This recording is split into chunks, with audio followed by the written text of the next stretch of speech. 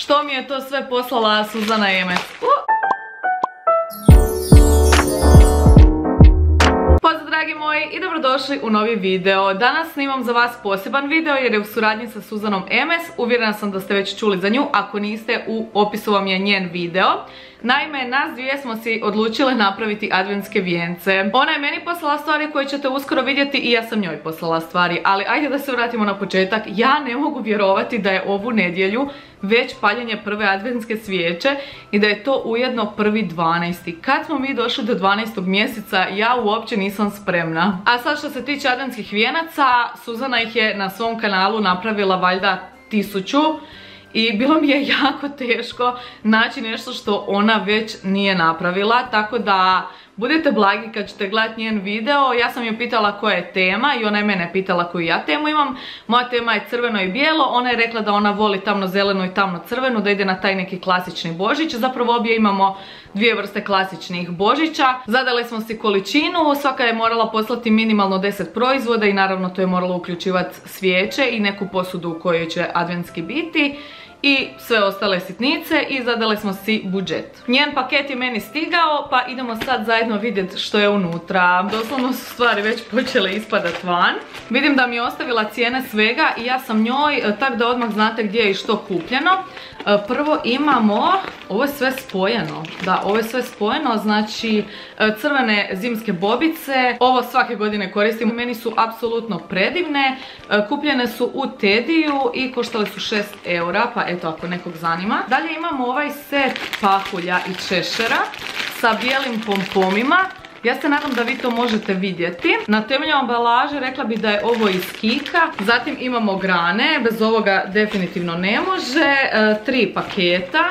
One su iz Pepka i dobijete isto ovako bijele pompome ili nekakve bobice i češere. Ok, koliko vidim, ona je išla na temu nekog snijega, to jest bijelog Božića, sa crvenim detaljima, točno ono što sam i rekla da želim. Onda tu imamo nekakvo lišće, ne znam je li ovo eukaliptus unutra. Budemo vidjeli kasnije. Jedna gljivica. Ovo sam vidjela u Senseju, preslatko je. Malo se polomila, ali ništa što se ne može riješiti. Mali Snješko.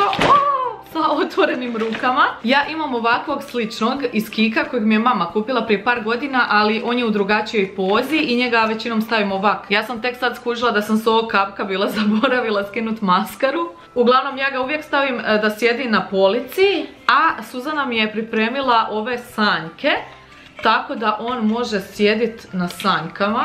Možda ovak ili ovak.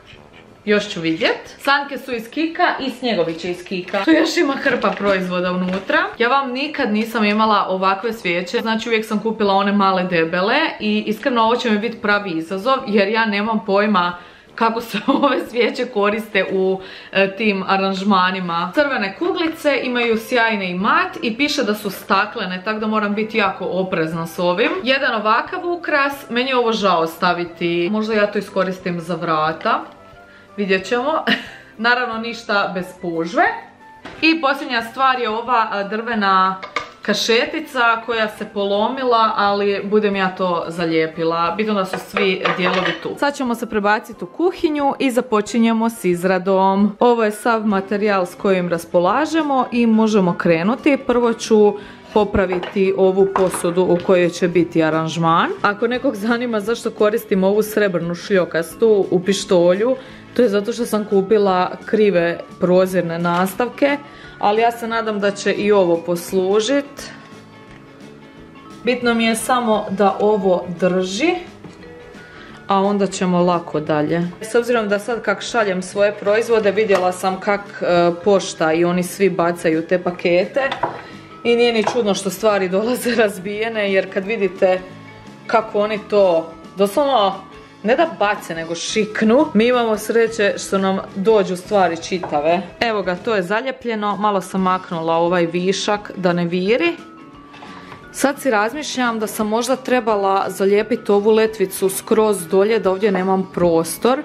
Jer ako ostavim veću spužvu, vidjet će se tu sa strane, a nekako mi nema smisla da i tu ubacujem zelenilo. Pa sad jedino što mi preostaje je da po pola prerežem spužvu i nekako da bude tak niska i da ne viri. Znate šta, kak bude bit će.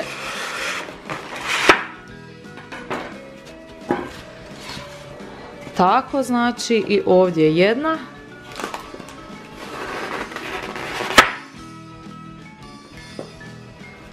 Tako, nisam baš smislila neki plan u glavi. Ja vam stvarno često znam raditi aranžmane i mislim za blagajničke stolove, a i mami godinama radim za groblje i onda sam se nekako ispraksirala otprilike kako bi što trebalo izgledat. I uvijek ono što prvo radim je stavljam glavne elemente, jer oni će biti glavni fokus i moraju najbolje izgledati, a onda lako sa ostalim stvarima popuniti praznine.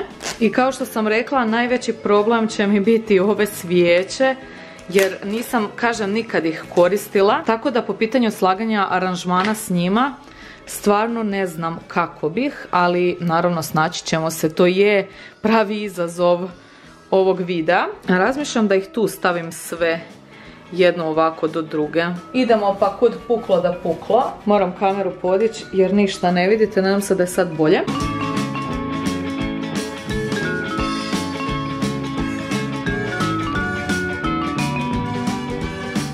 Nisam ih sve dovoljno duboko uspjela pogurat, a želim da budu jednake visine.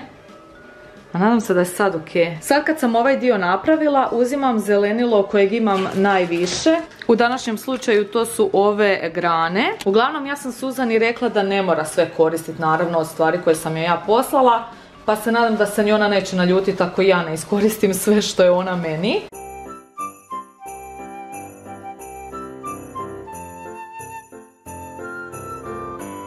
Ovako to izgleda za sada. I sad ćemo se prebaciti na dodavanje ovih crvenih bobica.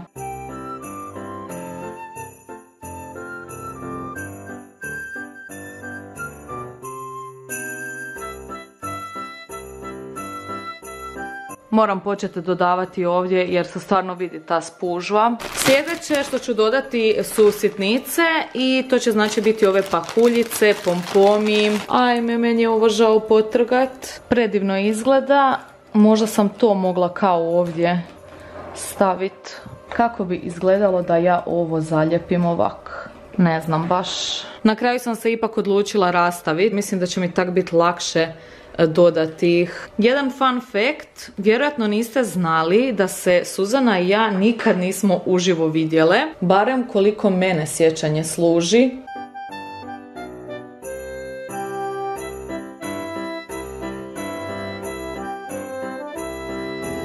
Neke ću malo polijepit ovdje i jednu ovdje. Mogla bih jednu ovak gore zalijepiti njemu na kapicu. Što mislite? Ja mislim da je odlična ideja. Tada! Pre-cute! I sad bih još probala, ako će biti mjesta, dodati još par ovih crvenih kuglica i to ovih mat. Gledam ima li negdje rupe da bi mogle stati. Evo, na primjer, ovdje jedna.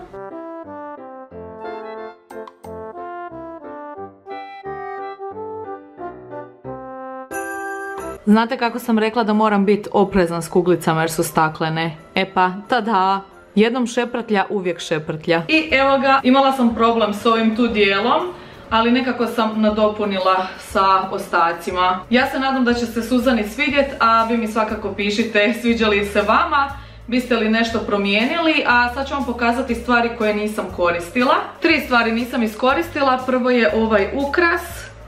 Stvarno ne znam kako bih ga ugurala u vijenac. Zatim ovu gljivu i za kraj ovo bilje koje sam možda trebala, ali kažem, nekako mi je bila svijetla boja pa ne znam kako bi se uklopilo u ovo. Možda sam trebala isprobat. Ako ću nešto mijenjati, budem vam u nekom od narednih vlogova rekla. Ali da, ja sam zadovoljna. Pogotovo zašto sam prvi put koristila ove visoke svijeće i to bez onih svječnjaka. Naravno, hvala vam na gledanju, ostavite jedan lajkić podrške i komentar obavezno, a ako još niste, odite pogledati Suzanin video, pogledajte što sam ja njoj kupila i kako je ona koristila te proizvode, što iskoristila, što nije, i pišite na kraju čiji vam je bio ljepši.